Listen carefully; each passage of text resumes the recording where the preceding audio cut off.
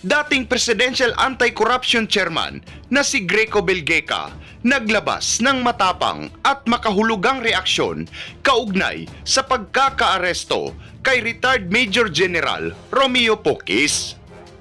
Aniya, kung ang ama ni PBBM na si late Ferdinand Marcos Sr. ay mga komunista ang inaaresto, bakit sa kanya ay mga sundalo?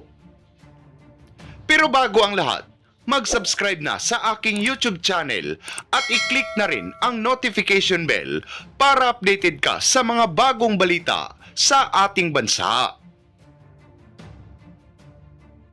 Sa maikli, ngunit makabuluhang pahayag ni Greco Belgeca ay diritsahang kwinestyon nito si Pangulong Bongbong Marcos kung bakit mga sundalo na mismo ang pinapadakip nito.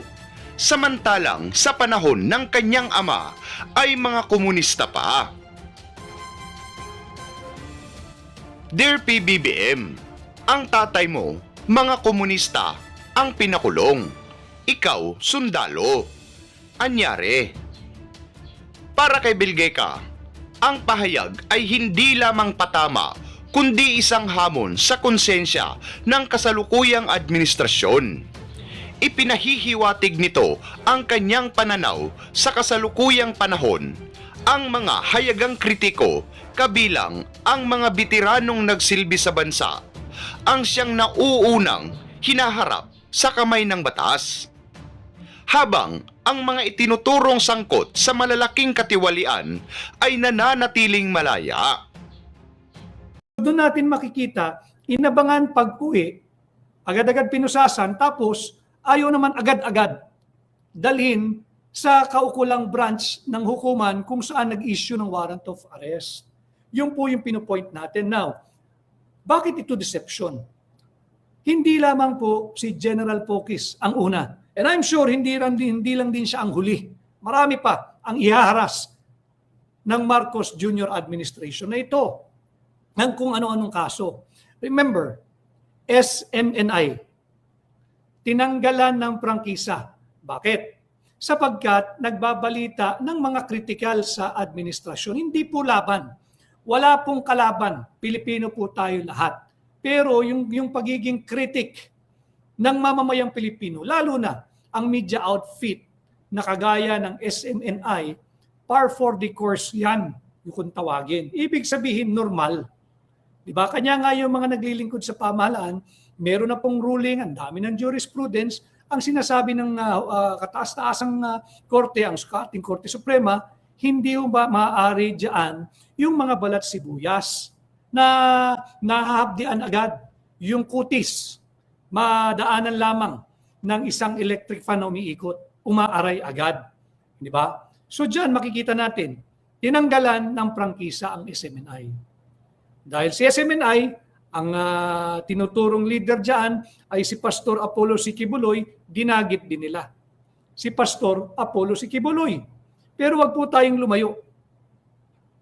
Hindi ho ba, malapit na hong mag-isang taon, March 11, wag nating kakalimutan, 2025, same setup, same scenario. Pagkalapag ng kanyang commercial plane galing sa Hong Kong. Nalalaman ko rin ng personal ito dahil magkasama kami the day before. Magkasama kami sa Hong Kong. Ganyan din ang ginawa nila kay Pangulong Rodrigo Duterte, kay Tatay Digong. Ang pagkakaiba, bukod sa bruskuhan ng nangyari, hindi siya binigyan ng elementary, fundamental procedure in the enforcement of criminal laws. Ano yun? Yung his day in court. Ang hinihingi niya, fine, arrest me, but brought me immediately to the nearest court. Kung ang NAIA Terminal 3 ay saklaw ng Parañaque o ng Pasay, kahit na sinong RTC doon, dapat doon dinala si Tatay Digong. Makikita natin yung pagkakaiba ng treatment. Okay ho yun, yung ginawa kay General Romeo Pocis. Tama yun. Ang hina-highlight natin dito, hindi nila pinagkalooban ng his day in court si Tatay Digong. Kubagkos, isinakay muli sa eroplano, darating lamang, walang passport, walang visa, walang dokumento, inilipad papuntang Dubai, nag-refuel siguro doon o nagproseso pa bago idiniretso sa The Hague. Yun po yung malaking pagkakaiba. So, going back, bukod kay Major General Romeo Pocis, Tatay Digong, biniktima na rin ng administrasyong kasalukuyan. SMNI, Pastor Apollo Kibuloy, during the 19th Congress, naging suki ang mga social media vloggers. Kinutya, inalipusta, tinakot-takot, pinagsosori ng mga miyembro ng 19th Congress yung mga vloggers. Anong kasalanan? Sapagkat sila ay very vocal in their criticisms, legitimate criticisms of the many ills of this present administration. Bukod sa vloggers, hindi ba't yung pulis, nagretiro po ito nagretiro ng maaga sa serbisyo, yung pulis Quezon City, di ba yan din ang kanilang ginawang panakot? Yan din yung ginawa nilang leverage, yan din yung ginawa nilang pambusal, yan din yung ginawa nila to suppress yung kanyang kalayaang magpahayag. So makikita natin, wala hong pinagkaiba noong 1901, nung pinasa ng Philippine Commission, nung tayo na sa ilalim pa ng Amerikano, suppression po ang layunin. To suppress Filipinos demanding for probably equal or more rights than their colonizers, their freedom, their democracy, and their independence. Suppression. Ngayon po, 2026 na. 100 taon, 135 taon na ang nakakalipas. Ito pong batas na ito na ipinasok na rin sa ating revised penal code, yan pa rin po ang pangunahing layunin o purpose ng kasalukuyang administrasyon, suppression, to suppress legitimate dissent. Bukod po dyan, si Congressman Kiko Barsaga, hindi ba sinusuppress din? Si Congressman Lian Leviste, subtle po yung banat sa kanya. Pero nung hindi siya tumitigil at ready siya at linalabas niya yung Cabral files na ayaw i-authenticate ng PNP, meron naman silang kakayahan dyan Whether ito po yung digital files o yung hard files, yung paper files, pwede naman nilang i-authenticate yan. Pwede nilang investigahan. Doon sa, meron pong division dyan yung Major Crime Division ng CIDG. Major crime po ito, plunder po ito Yung pagpandorobo sa ating flood control funds, yung pandorobo sa ating 2025 unconstitutional, illegal, invalid, unlawful national budget. Ano ang pinagkakabalahan ng kasalukuyang administrasyon? Sinuspindi si Kiko Barsaga. Si Congressman Leviste, ayan na, nagsisimula na i-discredit siya at i-demolish ng kasalukuyang administrasyon. Propaganda war lang naman po itong mga ito Di ba? Huwag rin natin kalilimutan. Diba si Lorraine, si Doc Lorraine Badoy at si Ka Eric Celis, naging biktima rin ng 19th Congress. At syempre, hindi natin pwede sapagkat bukod po kay Major General Romeo Pocis, may nauna pong general na kinasuhan na rin upang busalan pero hanggang ngayon naninindigan kagaya ni General Pocis. Sino po yan? Si General Johnny Macanas. Kinasuhan si General Johnny Macanas. Inisyuhan ng warrant, nakapagpiyansa, nag-hearing, nagbista. Dismiss po yung kaso.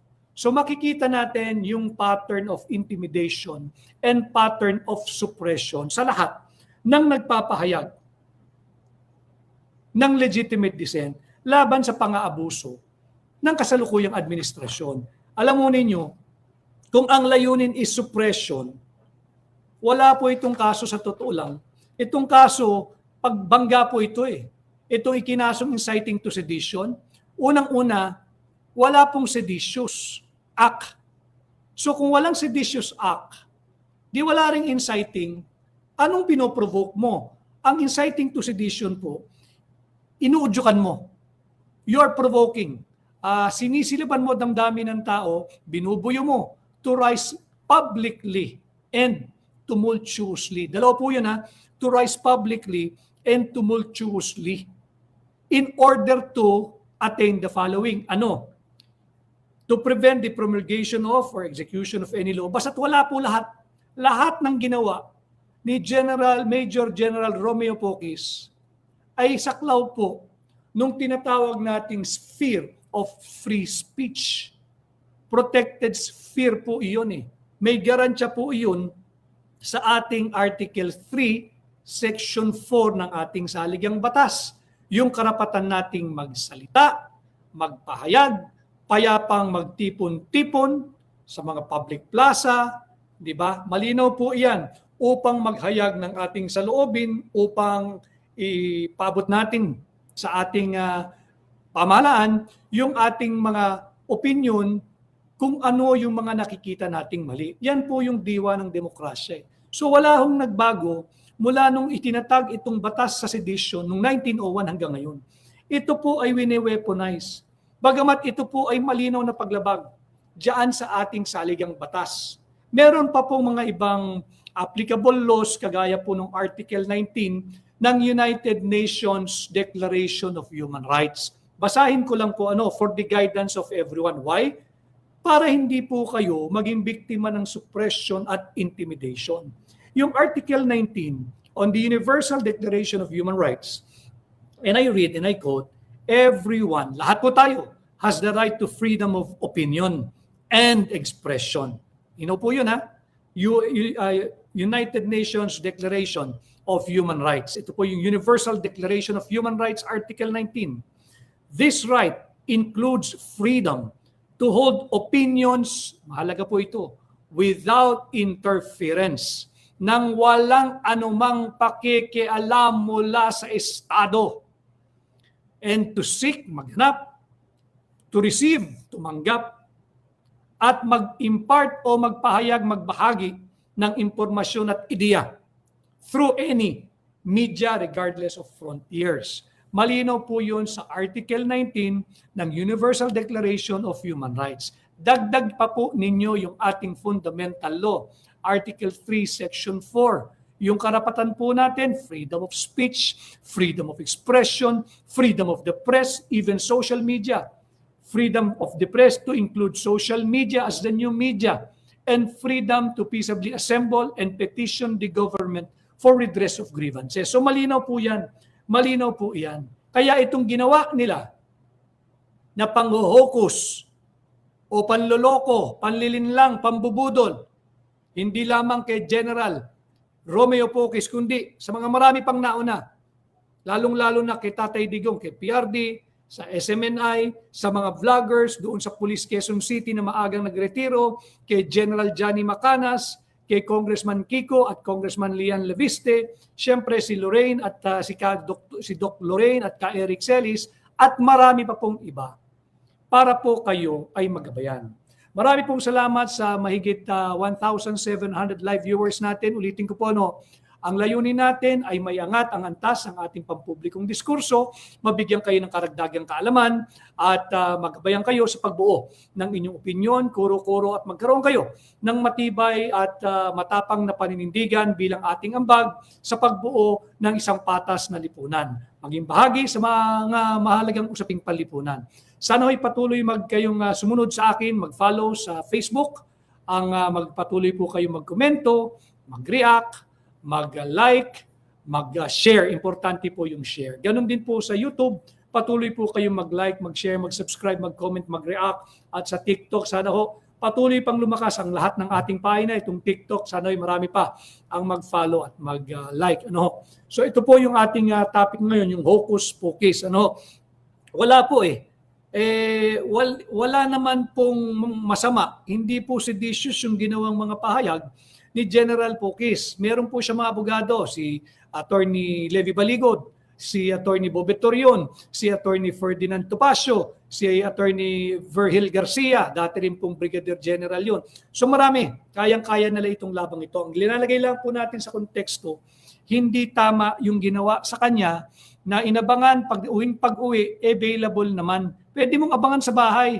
Pagdating doon, sir, pasensya ka na, meron ka ng warrant, kinakailangan ka namin dalhin sa korte, maaari ka bang sumama? Sasama naman Wala namang indication na flight risk siya Umuwi nga Kung flight risk yan, di nagpa-delay pa yan at naghanap pa ng ibang mapapasyalan siguro. So malinaw po doon na walang pinagkaiba itong kasalukuyang batas natin sa inciting to sedition o yung sedition mismo, whether Article 142, yung inciting to sedition, or Article 134, sedition mismo, o Article 29 o Act 292 rather ng Philippine Commission 1901 na batas, yun po yung pinagmulan niyan. Ang layunin nito, kitilin ang ating karapatang magpahayag, to suppress, to intimidate. Pero ibang-iba po yung panahon ng ipinasa ito eh. Tayo po ay nasa ilalim ng Amerikano.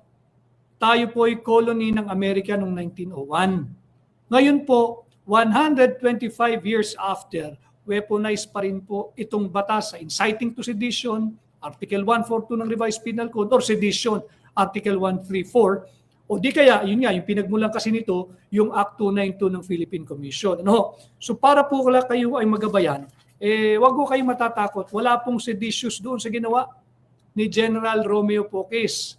Ano? Wala. At yung pagtatrato sa kanya, ang layunin lamang ho doon ay budulin siya, lansiin siya, takutin siya. Eventually, ang kanilang ultimate goal, tumahimik ka na. Pero hindi po nila kilala ang pagkatao ng Major General Poques. Sundalo po yun, PMAR po yun, nag-training po yun sa academy, habang nasusugatan, higit pang tumatapang. So he will not submit to their deception for him to surrender and stop with his advocacy calling for transparency and accountability katulad din ng hakbang ng maisog. Ano? Para malinaw tayo. Tuloy po tayo sa isa pang mahalagang issue. Ito po ay, by the way, kanina po bago tayo nag-live, titingnan ninyo na matamlayo talaga, sick man of Asia na po tayo eh. Ang palitan po kasi kanina, ang trading ng dolyar, $1 to peso, umabot na po sa 59.35. Di ko lang po alam magkano nagsara ngayon. Ano? 59.35 na po ang palitan. Kung bibili po kayo ng dolyar, kinakailangan po kayo maglabas ng 59 pesos and 35 centavos para magkaroon ng isang dolyar. Ang laki po nito. Lumipas na po yung peak ng remittance, hindi po na temper, hindi po na control, hindi po nag-slow down. Hindi po lumakas o sumigla ang piso. 59.35 na po. And kung meron tayong mga bankero na nanonood, sana ipaki-feed po nyo sa akin magkano tayo nagsara ng trading today. Ano? Ang isa pang importante, para matigil itong panghuhukus o deception, hindi lamang ginawa nila kay General Poques, kinakailangan po talaga, we have to destroy corruption. We have to destroy corruption. Kailangan po, sariwa pa naman ng taon, we are only on the 6th day of the year, that's why I purposely have to do live with you today habang magabayan pa ho kayo. Dahil siyempre bibisi po kayong lahat, bibisi tayong lahat. Habang meron pa, sariwa pa yung pagbubukas ng taon, we have to destroy corruption. How? Palitan po natin yung ating mindset, yung ating psychology, yung ating approach about corruption. Hindi po ito normal. Di ba dapat ang trato natin sa corruption shocking? Nakakagulat, nakakagimbal, nakakadiri, nakakagalit. Hindi yung normal yan. Then, ganyan talaga kalakaran. Huwag po, sapagkat pag yan ay patuloy pang lumaganap, sasadsad po ang ating bansa. The stakes are way too high for us not to recalibrate our psychology, our frame of mind, our mindset pagdating sa corruption. We have to destroy corruption. Much as it was the centerpiece of my political campaign nung nakaraang eleksyon last year, yung war on corruption, patuloy po ang aking advokasya kasama ang hakbang ng maisog, kasama ang Save the Philippines Coalition. We have to destroy corruption. Kinakailangan din magsimula sa atin sa mindset. Huwag po nating iangat yung ating tolerance sa korupsyon. Huwag po nating isiping normal yan, ganyan ang kalakaran. Hindi, madiskarte Pilipino, dumidiskarte lang yan. Hindi o. Ang gustong makita ng Pilipino, ang nakaposas, si Manny Bonoan. PNP, hanapin nyo si Manny Bonoan. Si Manny Bonoan, ang iposas ninyo at ipakita ninyo yung larawan sa sambayan ng Pilipino na nahuli ninyo, yung Manny Bonoan. Ang imbestigahan ninyo, yung Mina Pangandaman. Ang imbestigahan ninyo, yung dating Yusek Trigib, Olaybar. Yan ang pusasan ninyo. Yung dating Yusek, Adrian Bersamin, iyan ang pusasan ninyo at iparada. Diba? Yan ang hinihingi ng taong bayan. Hindi yung mga kakampi ng sambayan ng Pilipino na nagpapahayag ng saloobin ng mga Pilipinong merong maliit o kaya pakiramdam ho nila wala silang tinig. Yun po ang inyong pusasan. Yun ay isang malaking accomplishment. Hindi po yung taong nagsilbi. Majority of his life, nagsilbi po yan sa pamahalaan bilang sundalo, miyembro ng Armed Forces of the Philippines, pumasok at graduate ng akademya ng PMA. Hindi po yan accomplishment. Yan po, ipinakikita lang ninyo. Ito pong matagal na naming panawagan sa mga nagbubuwis ng buhay. Ito po'y relevant ito. Kahit anong topic, relevant po ito. Hindi po accomplishment na mapusasan ninyo yung minsan nang nagbuwis ng buhay sa pagkatao ni Major General Omek Poke.